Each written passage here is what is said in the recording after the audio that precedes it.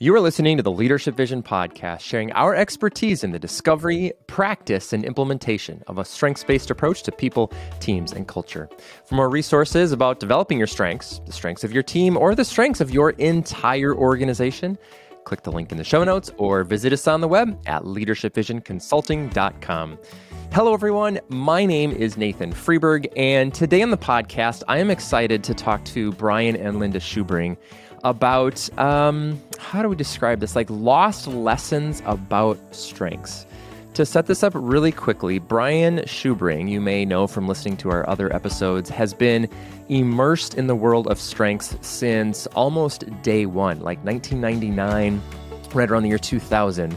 And he'll talk about this a little bit more in a second, but he learned from one of the masters. And recently he was, cleaning out his desk or something and came across all of these notes. And if you've ever heard us talk about Brian's note-taking skills, it's more like art. It's just wonderful.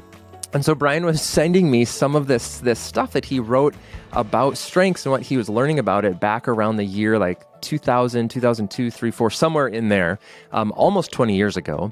And so today what we thought we would do is talk about kind of three of the headings that he wrote in his notes and kind of unpack what those things mean, but then also talk about like, what does this mean nearly 20 years later? What have we learned about strengths and how they work and operate both individually and on teams and in organizations?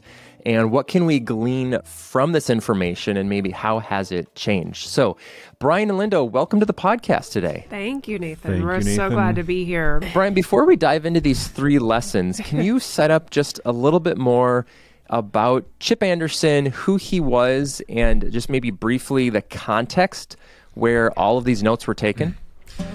Well, Chip Anderson was a partner, collaborator, and co-creator of Strengths with Donald Clifton. Chip Anderson and Donald Clifton met, I think, in the 1960s. They both had this idea on how to focus on what is good and right about people. And together, they created what we now know as the Clifton Strengths Finder. And what happened was, it was my good fortune that I happened to meet Chip Anderson right away, like in 1999. And we formed a relationship, and what happened was Chip Anderson just said to me, I would love to kind of take you under my wing and mentor you along the way. And of course, knowing who he was, of course I said yes. And so I entered into a multi-year relationship with Chip Anderson until he passed from cancer. And the notes that I found surprised me because, yes, Nathan, I was looking for something on my computer, and I found this 10 to 12 page Word document that had Chip's name on it.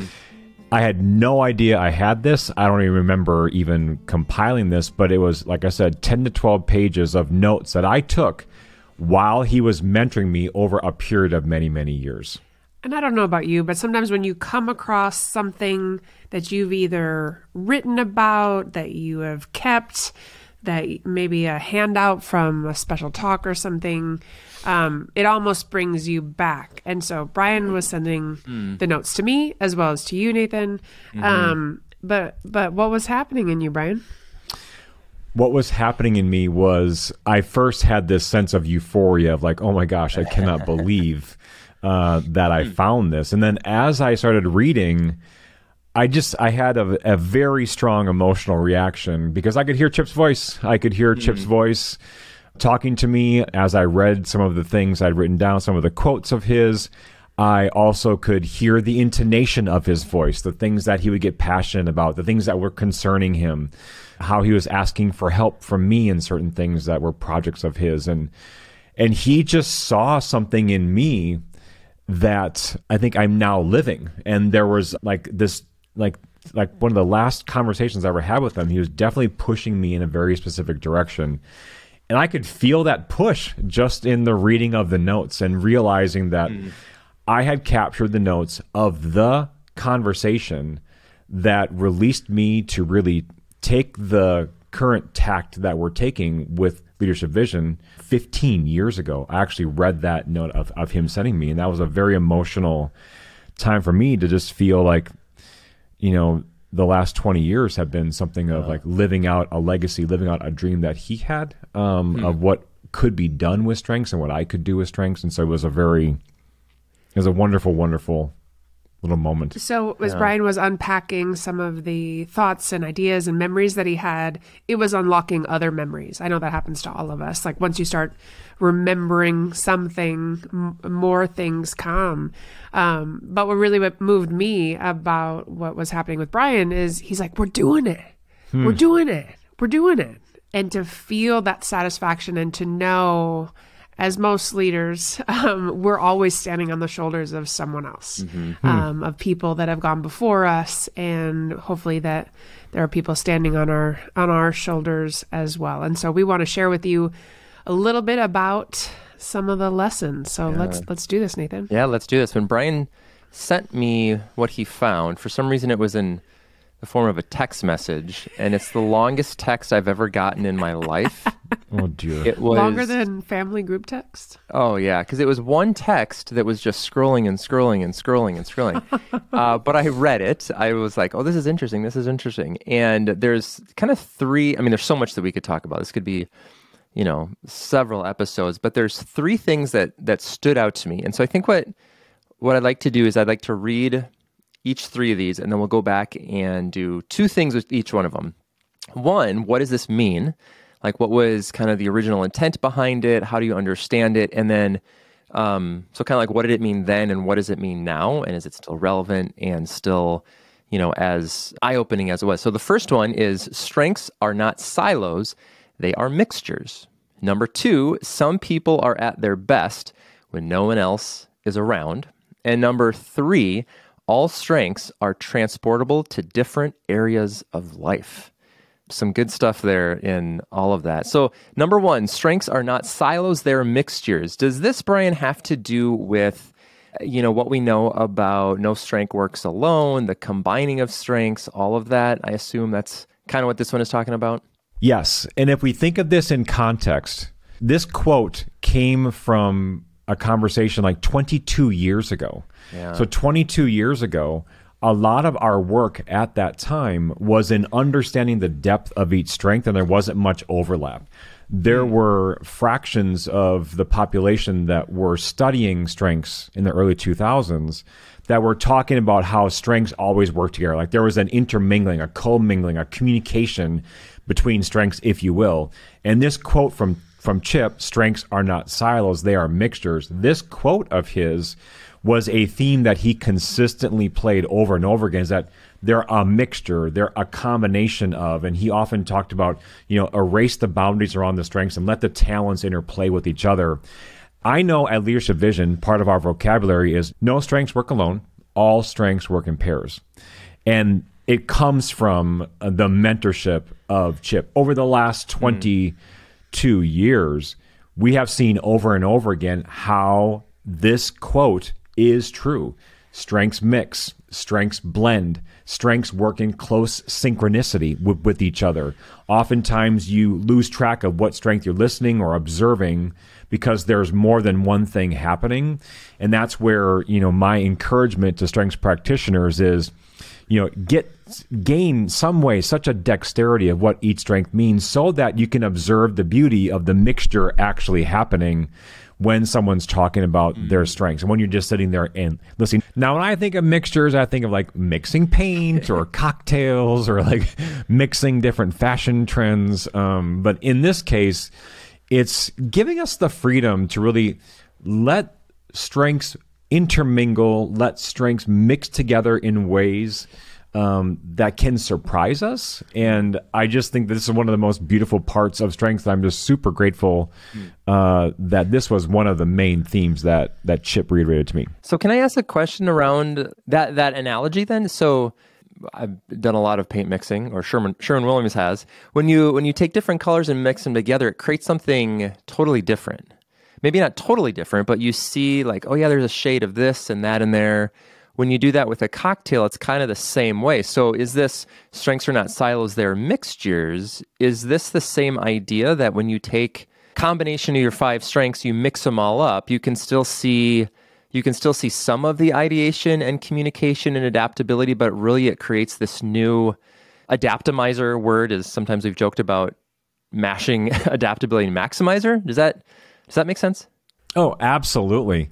Because my first challenge to strengths practitioners is to release your mental hold on what you know a strength to look and sound like, so that you can see the strengths working together. Then my pro challenge, my professional one up that challenge, is when you see strengths mixing, when you see strengths blending, when you see strengths pairing, explain that to us. Explain that to someone, and don't use strengths language. Sure. And that's the pro challenge, is let yourself come up with new words, new ways to describe what you're seeing, feeling, and experiencing when someone is demonstrating their strengths.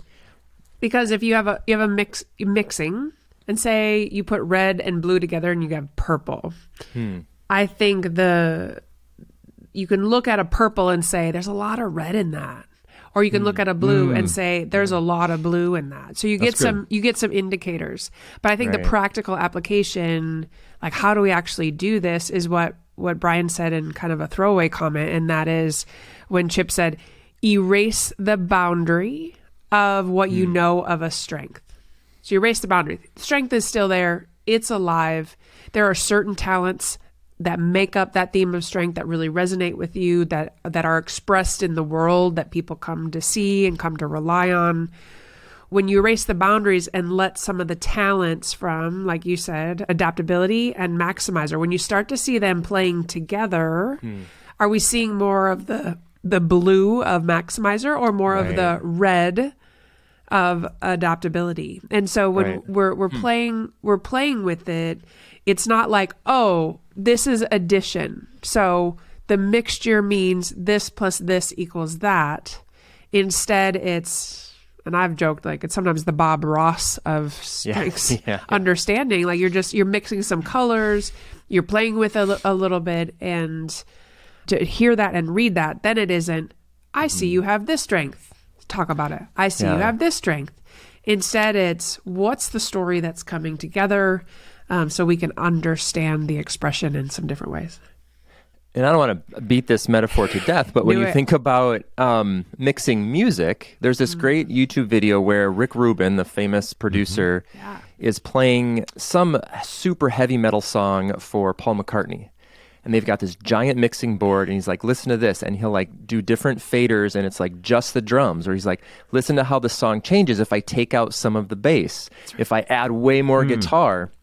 And so to kind of your point, Linda, of more purple or more blue, more red, different shades of purple, I'm wondering now, 22 years later, how have you seen this idea of mixing play out in ways that are generative, are maybe different, or taken further than you thought they would have that long ago? Because I know when I first took strengths in 2002, it was here's my ideation, learn about this. Now here's my communication, learn about this. And then Brian, when you and I met and started working together in 2007, it was no, how is the ideation and communication working together? And so I think about this all the time. Well, Nathan, here's something for you. I just had a strengths one-on-one conversation this morning. And this woman that I was talking to, she had her 5 strengths, and she was just talking through the whole conversation. We got to the end, and I wanted to do a play on an exercise that we often do with people that we're talking to about strengths, and that is strengths in your own words. And instead of doing that, not because of for any reason in particular, I just said this. I said to her, here's what I'm hearing. And what I shared with her was the talents of the strengths that I was hearing. I said, here's what I'm hearing, here's what I'm hearing, here's what I'm hearing. And I didn't identify any of the talents to a strength. I just gave her the behaviors, the thoughts, the feelings, and the motivations that I was picking up in my notes. And I said, when I say those 8 things, what do you see? What do you hear? Where does this happen? And she took all of those together, and she created her own narrative on how those behaviors of strengths actually were taking place or at play in her life. And that to me was the most beautiful way of offering up the different talents of a strength to give her the opportunity to mix them together herself. Because Nathan, if you can visualize each talent of a strength is like a little fortune of a fortune cookie. It's a little piece of paper. Now imagine if you had all 5 of your strengths, 14 talents times 5, you have 120 little pieces of fortune cookie paper on a kitchen island. And the idea of a strengths conversation is to let someone kind of walk through this conversation and pick up a bunch of those little fortune cookies, make their own narrative, give them the freedom to create their own story around their strengths, to break apart any framework that we need to interpret strengths, and let the actual author of the person's life have them tell the story of what they see and what their lived experience is through this language of strength. I think that's one of the things that this mixing is actually offering, is the freedom for someone who's learning about the language of strengths to not be confined to the silo of the word, but to be free to explore the expression of each of their talents of strength. I love that. Number 2, some people are at their best when no one else is around. This one I have so many questions about. I immediately think of if a tree falls in the wood, does it make a sound? If no one's around to hear it in the woods. Unpack this, because we talk about so much of how strengths are most alive in groups, on teams. Like the majority of our work is, building strong, healthy teams. Unpack this one, Brian. All right. This is, this is a quote from 20, 22, 24 years ago. Yeah. Some people are at their best when no one's around. We at Leadership Vision say that a strength is generative when it brings life to what? To you and to others. Yeah. We always say it together. We rarely parse out those two audiences, to self and to others. When you look at this quote, when you listen to this quote, how do you respond to that? For most of us, for those of us that have been immersed and dipped into and shellacked with the language of strengths, we know that many things have been written. There's a lot of materials, from ourselves included, that talk about the need to put our strengths on display, to put our strengths in a place where they're demonstrated, where we can bring definition to our life through the language of strengths. Then what happens when your strength comes most alive when no one else is around? Think about these people, for example. Think about the authors who spend hours and hours researching and writing when no one else is looking. Think about the artists who are painting alone in a sun-filled studio. No one's watching them paint. No one's watching them do their art. Think about the musician who's composing music and practicing hours and hours on end when no one else is around. I just can't help but imagine that it's in those moments of isolation, in those moments of solitude, that some people's strengths are the most bright and the most alive. It's almost like you can see these beams of light shooting up from under the door of their studio because they're just so alive and they're so energetic in those moments. And that piece of art, the things that they're writing, may only be listened to, heard, or read, or observed and cherished when they're not around. And that individual has no way of knowing how it's affecting others, but their strength was on display, was being demonstrated when no one else is around. And I believe that there are so many people that fall into this category. And the challenge I have for strengths professionals is, how do we give people the freedom to truly embrace that their strengths may be the most alive, the most beautiful and brilliant when no one else is immediately around? So, what does that look like? Some practically, right? Brian has been writing for about 40 years. He has a daily practice of writing. True. Brian's only 41 years old. He gets up really early. This started in high school, and spends time getting himself centered. He also writes, but not just writes, he works out, and then the rest of us usually get out of bed.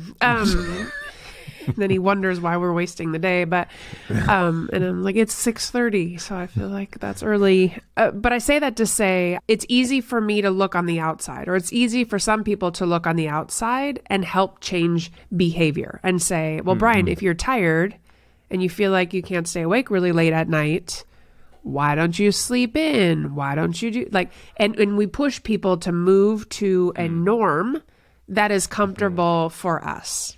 And the longer that I've been married to Brian, the more that I have learned that his morning time is so precious. I used to say like, well, and maybe you don't need to teach. Maybe you don't need to, keep teaching that cycling class. But I also know that part of the teaching the cycling class that starts at 6 a.m. Is his chance to be with athletes. And if I zoom out and look at a strengths application, his connectedness and intellection are weaving meaning, and he's ordering his mind in ways that then is productive and generates life in the rest of us. If he doesn't have that time, it looks a lot different. And I think that it's an example.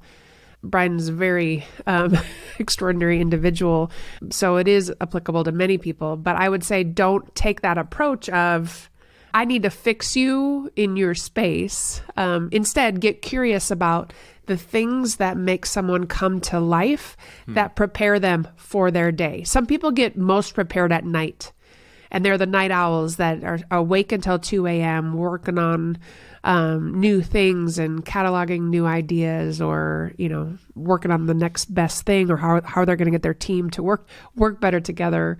So this is an important one. Get curious about how that person is generating life, because it's not a selfish thing. It's actually, if they can do more, if someone can do a little bit more of what they're great at when no one else is watching, I would say they would have a chance to be better prepared to be in the world, in relationship with other people. They'd be a more full and whole person. And that's why that conversation isn't just, let's not just judge what we see. So here's my challenge. Okay. Ask people, where and when do you feel that you are at your best? Of course, in this context, with this conversation, this is a strengths question. Where and when? Give someone the opportunity, like Linda said, for me to be able to say, I'm at my best between 3 and 6 in the morning. Because what does that do if we sit back and listen to someone tell us when they feel they're at their best? It's going to give us context as to when they believe they're the most on, the most ready, the most energetic. So it's context. The second is going to give us indication to what is their capacity. Because if they're isolated and they're alone, that means the rest of us are not observing that. So we don't have any demonstration to their capacity because no one else is around. And third is creativity. This question may point us to the type of creativity that an individual can bring to a team, because now we know how this person spends their time when they're at their best, in what ways are they capacitated, and how are they being creative.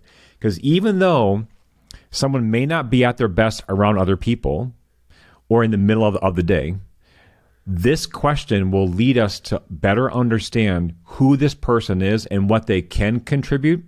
And when a leader or team member has this level of knowledge of someone, they can then know what specific questions to ask for specific contributions that won't weigh this person down. It'll actually buoy them up to have a stronger voice and a stronger presence, or a more sensitive voice and a more sensitive presence for the creativity that they can actually offer. I feel like in this number 2, some people are at their best when no one else is around, is really an invitation, 20 plus years later, to let people find kind of the best way to be themselves, to kind of summarize everything that we've just been said.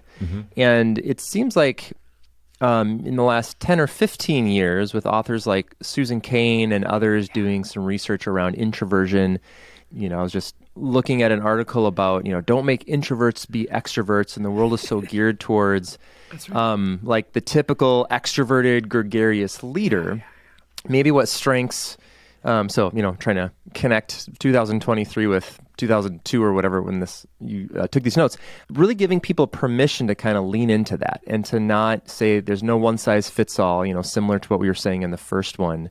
And so allowing different expressions of something like woo, which is typically a very boisterous, stereotypical strength maybe, and say, it could be more introverted. Any other connections to, 2+ decades after you took these notes that might be more applicable to our listeners? With this quote from Chip, some people are at their best when no one else is around.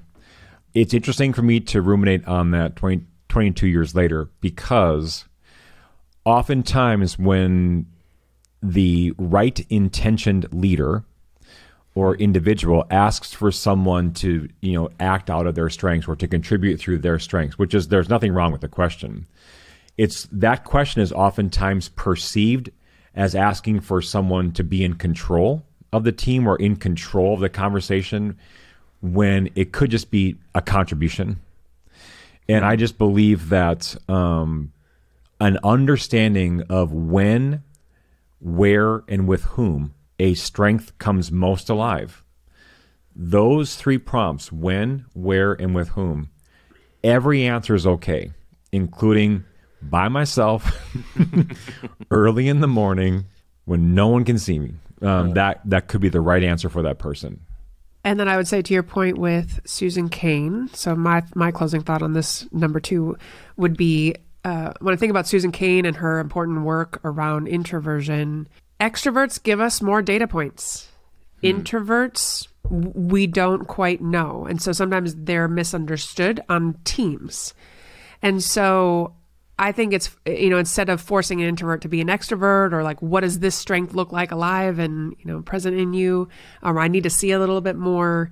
Sometimes in really extroverted leaders, we have seen frustrated managers who like, I don't know what to do with this person. And we will often say, ask them, talk to them, ask them what they see, ask them what they notice, and, help them in a way one-on-one to extrovert some of the things that they're seeing and noticing. Because, for example, a ranger can be a very introverted expression. Woo also can be a very introverted expression. They may be picking up all the social elements of a room, but they're not necessarily doing something with it. And so to that end, I would say continue to get to know your people and not just assume that your eyes are telling you what you see and what you should know. The third one, all strengths are transportable to different areas of life. And what I love about this one is I remember, again, back 2005-ish, 6-ish, the team I was on at the time, the leader of that team was told that he didn't have the right quote-unquote leadership strengths. And there was this idea that there are certain strengths that do this job, and certain strengths that are best for this job, and certain strengths that are best for this other job. And the first thing I thought of was that story when I read this quote that you sent me. Is that kind of what we're talking about with this one? The strengths, any strengths can do any job, anywhere. Is that it? All right, Nathan, help guide me on this one, because the answer is yes. Thank you. That mindset that you gave in your example, that's I don't have the strengths for this job, that's still a current mindset. Oh, all the time. That's still a way of interpreting and applying strengths. But I would like to, if I may have your permission, Nathan. You may have the floor. Thank you. To put this quote of Chip's in context. Please do. So the study and creation of strengths was embedded in the research of the best performers in some of the top positions, the best performers in athletics, the best performers in whatever their job was. So strengths were identified in birth within a specific discipline, a specific professional job. The names emerged out of that type of thinking. And so most of our examples from the very beginning, like the first 5 or 6 years, were all anchored to specific context or specific jobs that a person held, because that's where the demonstration of their strength was. Sure, like a firefighter has these types of strengths, a doctor, a teacher, blah, blah, blah. Or someone who's doing similar jobs. Sure, and so you took these combinations of strengths and you almost like took these 5 strengths and you put them like maybe in this directional lane and you interpreted strengths from that perspective. And so if you were to like veer out of that lane, the thinking was 20 some years ago is that as you merged or drifted out of that lane, your strengths would diminish in their capacity to be applied and generative.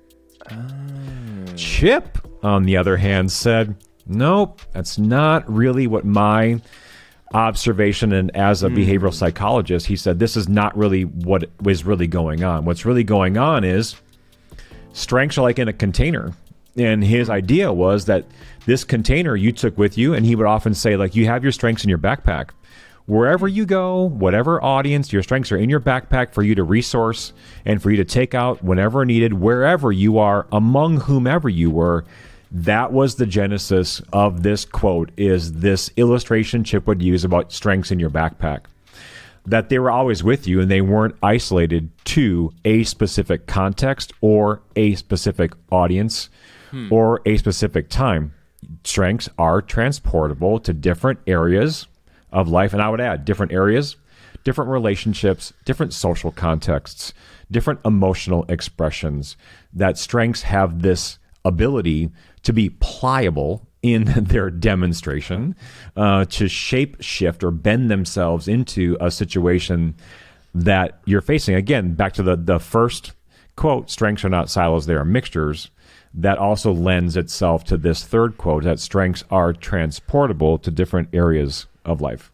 I cannot tell you how many times people will say, oh, well, I was thinking about my job when I, took the assessment. And so that's probably why I have these strengths. Right. But This isn't me at home. Yeah. I don't have strengths like this at home. Should I retake it to see about home? Which is, again, it's kind of the philosophy and foundation of how the tool was designed.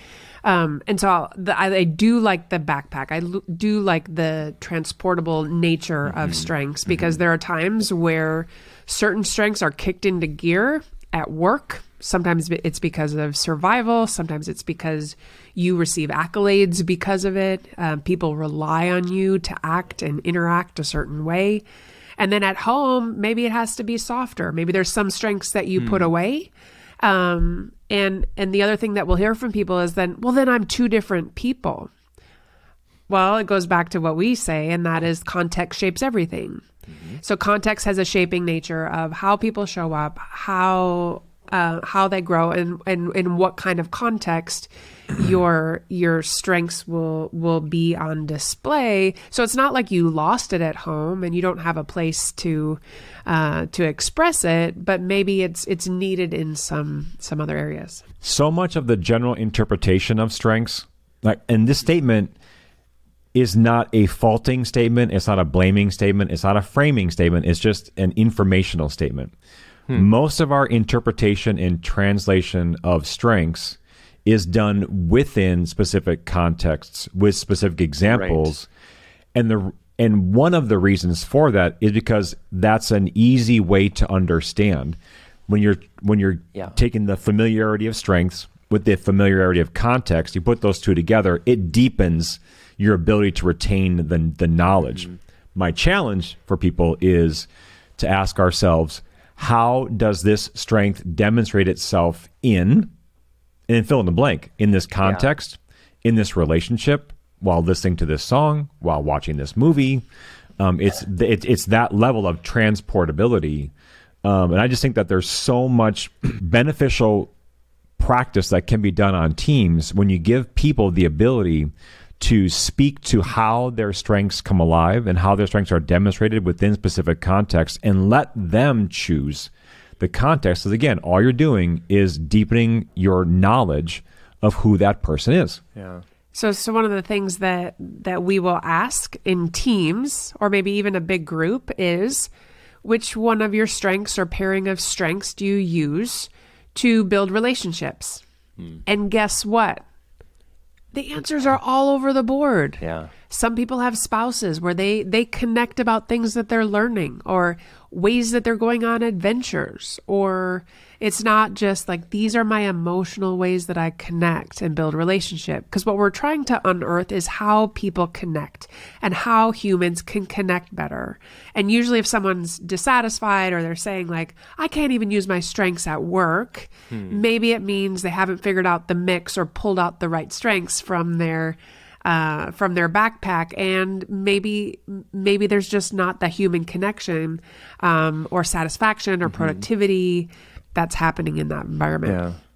Where I was, Linda, after you spoke earlier, I was just sort of like stumped, is because I was thinking about, you had said people, when they take it, they're like, oh, I was thinking of myself in the work context. Now, can I take it for home? And I was just kind of thinking that when I first took the assessment, psychometric, was before I got married. I then took it a couple years after I was married. We've now been married almost 19 years. And then the most recent time I took it was shortly after my son was born, and that's almost 10 years ago now. And my results have been pretty much the same. There's been like one or two that's kind of flipped in and out of there. And so what I bring that up just to say, like, it's really interesting how, now the first time I took it was 21 years ago. I guess all that to say is like, yes, this is all transportable. The first time I was kind of only thinking about work because that's sort of all I had, work and, a couple years out of college. And then it was like work and now trying to figure out this marriage thing. And then it was work and this marriage thing and other relationships and parenting. And it's impossible for me to separate, to say, well, at work, I only use these strengths. And at home, I only use these strengths. Or, man, if I only had some more of this certain strength, I could do this better or this differently. Sort of a tangent, but my father-in-law was over last week kind of coaching my son basketball. And I was just listening to him out through the window and thinking, that is the voice of a developer. Like, he is going so methodical and so patient. And as a maximizer, I'm like, I just get so frustrated with him because I told you how to do it once. Why are you not doing it that way? And what, in light of this conversation, I was thinking about is, so how do because I still have to be a parent, I still have to be a coach, I still have to have patience in teaching people things. So how do I take the strengths that I do have, and I don't have an answer for this, so we're not going to get into it right now, but for everyone to think of, like, I can't just like be like, all right, fine, I'm never going to like help teach my kids new things. So how do I transport the strengths that I do have into that environment and that setting? And that's something I think I'm wrestling with and trying to figure out. But this is just, so we kind of skipped right ahead to like, what does this mean for us today? This is like such a relevant thing for us today. Right, Linda? Because it takes a village. So the goal isn't to be even more for your son. Right. It is to cherish the relationship that he has with his grandfather. Yeah, totally. It's not to get jealous and be like, oh, I need that. Yeah. So for me, it's what are ways that I can help, connect our the grandparents to each other to benefit our daughter. How do I build these right connections so that people feel a certain way? Because I know I can't give them that. I can't give them this. And so sometimes it's even applying a strengths-based philosophy, like not deficit-minded, but I won't just provide this. Make peace. So I make peace with that, and then I invite other people into my community to make something happen. Yeah, that's good. Why are you smiling? I'm just smiling at listening to you kids just kind of give these examples over and over. Kids. What's really funny to think about for me, Brian, is that... Because you said grandpa and pointed at me. So I'm just No, it's Jews referring to your parents. No, I was pointing at your grandpa. Yeah. It's funny, just tangent. It's funny for me to think about when I first took this in like the summer of 2002, right around the same time when Brian was all learning this. And, if we had met each other then, it'd be just interesting because as you have grown as a person, as you have developed, both of you have, because I've actually known Linda longer, like we have all kind of grown up and learned the strength stuff together, right? Like as we've been figuring out things about how this tool works, how it can work, how it works in our own lives, how we've, I understand this strength to be more like this. And maybe if, I don't want to have the final thought here, but maybe if there's one giant takeaway from all of this, is that this is an ever-evolving process. This is a constant, it's something that you stop doing to think that you can like go through a course or, it takes time, it takes commitment, it takes investment. So, just pulling up this giant text again, Brian, there's at least five more of these types of conversations that we can have. So, well, Nathan, one of the things I think is funny is just this quote from Chip that I think is hilarious because I've been in these situations, and it's that, like, I remember writing this down. I was sitting in the back of this auditorium, and some young woman raises her hand in the audience as Chip was presenting strengths. A young woman asked him this question. Oh boy. Quote, does a person with the strength of command have trouble submitting to authority? To which Chip Anderson quickly answered, why, yes.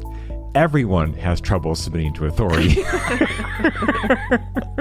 Right, exactly. Exactly. I just love how, we tend to approach strengths like that. We just tend to approach strength as, one strength has one perspective and one set of problems and one set of opportunities. And just that response of Chip is, the answer is yes. We all have those challenges and we all have those opportunities no matter what our strengths are. I think that's like a final word for me is strengths for me at this point, in my 25-year journey with strengths are more like a liquid than anything else. They shape and shift to the environment that they're in.